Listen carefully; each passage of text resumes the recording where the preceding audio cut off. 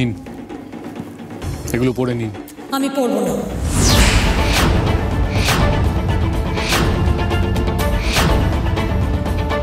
আমিও দেখি কি করে না পড়েন।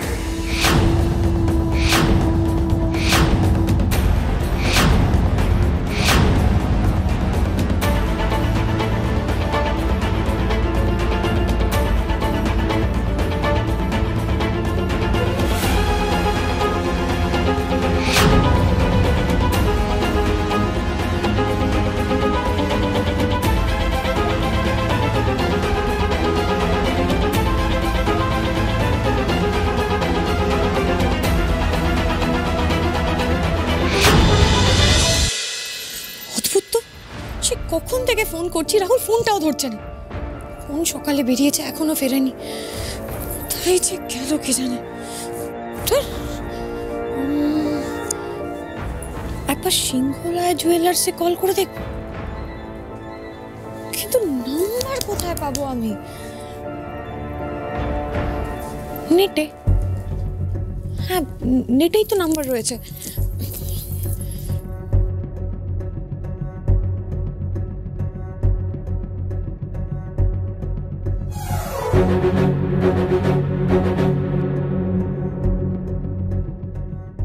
Hello, Singharoy diamonds and jewellers.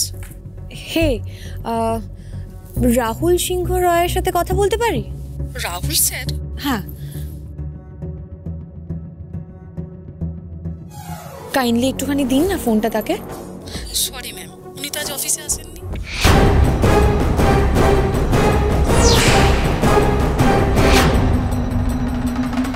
আসেনি মানে? উনি এখনো অফিসে ঢোকেননি আজকে? না ম্যাম, আপনি কে বলছেন জানতে পারি? আমি ওর একটা পুরনো বন্ধু বলছি। অ্যাকচুয়ালি আমি অনেকক্ষণ ধরে ফোন করছিলাম, ফোনটা সুইচ অফ ছিল, তাই বাধ্য হয়ে এখানে কল করলাম। ওকে ম্যাম, আসলে বাড়ির সবাই ঋদ্ধি স্যারের বিয়ের জন্য লাস্ট 3 দিন ধরে ছুটিতে আছে। না না, আই গেস কোথাও ভুল হচ্ছে।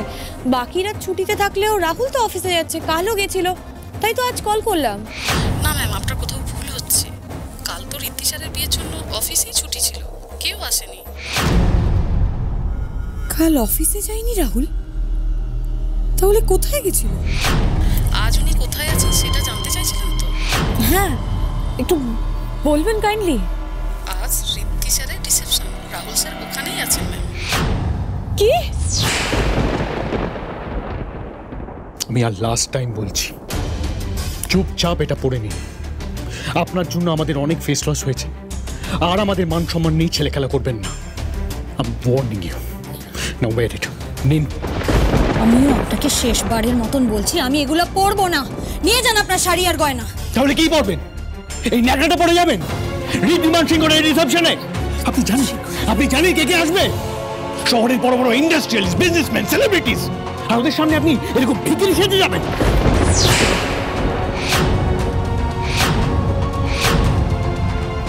যাব, তাই যাব আমি। একটা কথা আপনি পরিষ্কার করে শুনে রাখুন, এইসব দামি দামি শাড়ি গয়না এগুলো সব আপনাদের, আমার নয়। যে বাড়িতে বউ হিসেবে আমাকে মেনে নেয়নি, মানুষ হিসেবে ন্যূনতম সম্মানটুকু আমি পাইনি, সেই বাড়ির গয়না শাড়ি পরে লোক দেখানো নাটক আমি করতে পারবো না। খুলি ভেতরে যা, বাইরেও তাই। এসব লোক দেখানো নাটক ভড়ক এগুলো আমি শিখিনি। এগুলো আপনি ইচ্ছে করে করেন না, এগুলো আপনার কনস্পিরেসি।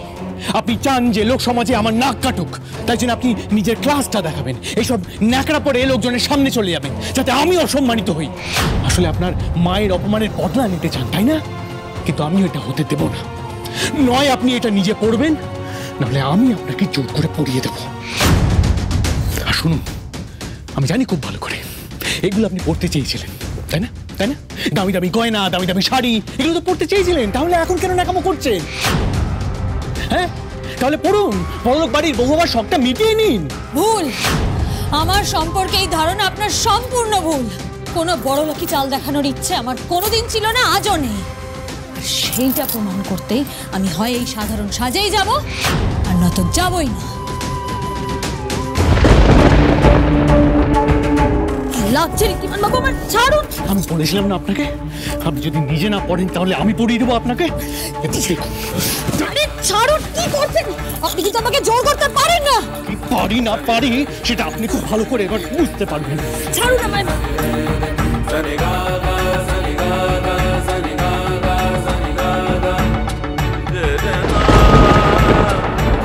পড়ুন পড়ুন করছেন আপনি? পড়ুন আপনি। শুনুন শুনুন, আমি কিন্তু আপনার কেনা গোলাম নই যে আপনার সবকিছু আমি মুখ বুঝে সহ্য করব। আমি যখন বলেছি আমি পড়বো না, আমি পড়বো না। ছাড়ুন। হবেই, যেতে আপনাকে হবেই। করি প্লিজ প্লিজ করি, একটু মাথাটা ঠান্ডা করো, এইভাবে গয়নাগুলো খুলে ফেলো না প্লিজ। আমি মানছি ঋদ্ধি যা করেছে সেটা মোটেই ঠিক করেনি, কিন্তু কিন্তু আমাদের পরিবারের সম্মানের কথাটা তুমি একটু ভাববে না বলো? আচ্ছা তুমিই বলো, এই পরিবারের সবাই তো তোমার সাথে খারাপ ব্যবহার করেনি, করেছে কি? তাহলে তাদের কথাটাও তো তোমার একবার ভাবা উচিত। করি আর কেউ না হোক অন্তত বাবা মার কথাটা একবার একটু ভাবো। দেখো ওনাদের তো কোনো দোষ নেই, তাই না? ওনারা কত ভালোবেসে তোমাকে এগুলো পাঠিয়েছেন। তুমি জানো খরি, আজকের দিনে ওনারা তোমাকে আশীর্বাদ করবেন, গর্ব করে সবার সাথে আলাপ করাবেন। এটা ওদের ওদের অনেক দিনের স্বপ্ন। আর সেখানে আজ যদি সাধারণ পোশাকে তুমি সবার সামনে যাও, বাড়ির বউ এরকম সাধারণ পোশাকে সবার সামনে যায়, তাহলে বাবা মায়ের সম্মানটা কোথায় থাকে বলতে পার? তাদের সম্মানের দায়ভার তো তোমারও করি। প্লিজ আমি তোমাকে রিকোয়েস্ট করছি, লক্ষ্মী মা আমার, তুমি চেঞ্জ করে নাও। বেকার এনার্জি ওয়েস্ট করছো তোমরা। উনি ভালো কথার মানুষ নন, ওনাকে এসব বলে কোনো লাভ নেই। আমি ঠিক করছিলাম, আমাকে দাও, আমি মানুষ। কি হচ্ছেটা কি? তোকে কি মাঝখানে কথা বলতে বলেছি? বলিনি তো। রাহুল এসেছে, তোকে খুঁজছে, তুই যা, ওকে নিয়ে আমরা আসছি।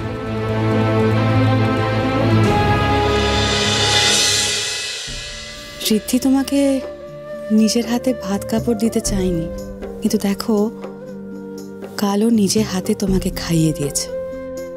আর আজ জোর করে হলেও এই গয়নাগুলো নিজে হাতেই তোমার গায়ে তুলে দিয়েছে।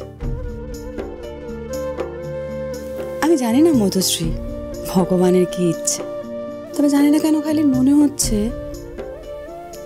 ভগবান বোধহয় এভাবেই ঋদ্ধিকে দিয়ে খড়ির ভাত কাপড়ের দায়িত্ব নেওয়াচ্ছেন, তাই না?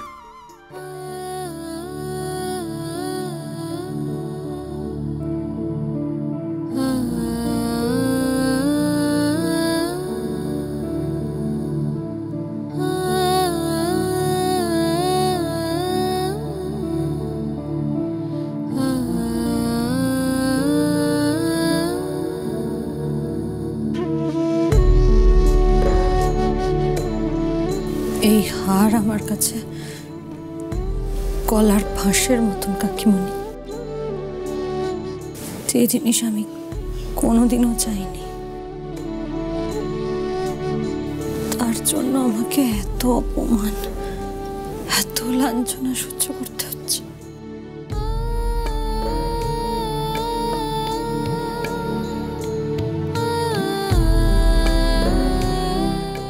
খড়িকে এই কষ্ট, এই অপমান সহ্য করানো যদি ভগবানের পরীক্ষা হয়ে থাকে, তবে খড়িও সেই পরীক্ষা দেবে। খড়ি লড়বে শেষ নিঃশ্বাস, শেষ রক্তবিন্দু পর্যন্ত।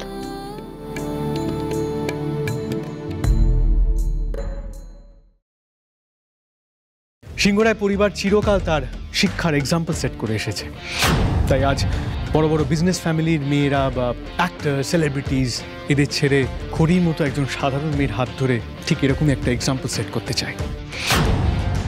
আপনি আমাকে মিথ্যাবাদী বলেন না? আমি চাইলে আপনার এই মুখোশটা এক টানে খুলে ফেলে দিতে পারি।